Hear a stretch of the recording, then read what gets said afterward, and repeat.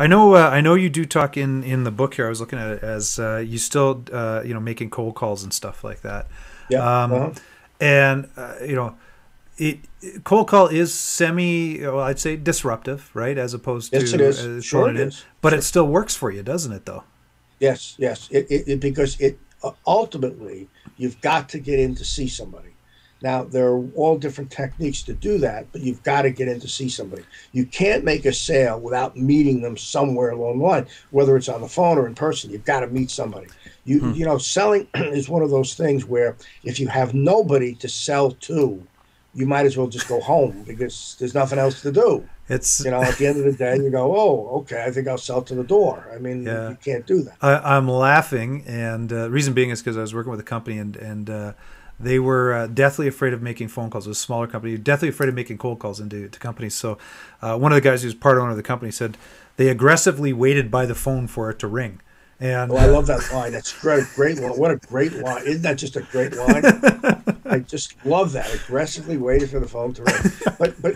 And companies will do, and especially reps, will do all kinds of marketing things, and they'll send things or they email, and nothing happens. You've got to pick up the phone to make something happen. You've got to be proactive. Absolutely. I always give the kind of this one, right, is that, if you're starting out and you have no network, you have nothing, you're not in the industry or anything, or even starting up a company or anything, you do not have a massive amount of exposure out there. So the quickest and easiest way to get it is target the people, figure out who it is that you want to be talking to, and make those calls. And I'm going to ask you a couple But you see, what's happening now is that people are thinking that the social media is going to do that for them, and it's not going to do it. No. It doesn't do what you think it's going to do. No. It does not bring awareness to your product. People think it does, but it does not bring awareness to the product, so they count on that. It's a piece, is what Kirsten and I often talk about. We could rant on this for days, right? It's for us, it's a piece, but the problem is there is so much noise out there. And often people use it as a crutch, right? Yeah. They think if I can just focus on that, and salespeople love to be busy. That's something that can definitely keep someone busy and focused on hope. That someone's gonna buy my and aggressively use social media so you can aggressively wait at the phone. But as I say, I give this you got to start making cold calls, and there's ways around making a cold call. One of the things that I often tell people is if you have to make a cold call, at least try to make it somewhat warm. Get a piece of information, send it to them, and just basically say, hey, I'm going to follow up with you at Tuesday next week or early next week or something like that.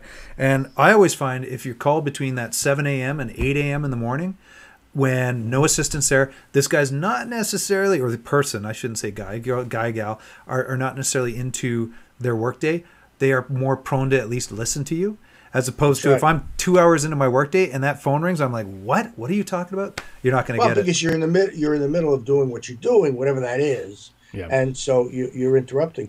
You're absolutely right, but one of the things that I used to say to people, and it's not a contradiction, but I used to tell people if you're going to mail something, which is fine with me, don't assume the mailing itself is going to do anything for you except maybe punch through a little bit.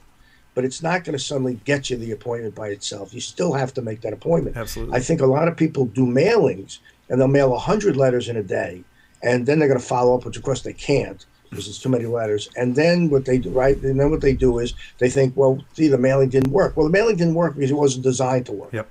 It was designed to get you a softer approach than it is. Same with email. Same thing with email. Oh, I write a nifty email message. The guy's going to buy in or the woman's going to buy in. But all it does is soften it just a little bit. It's not going to make the sale for you. Absolutely not.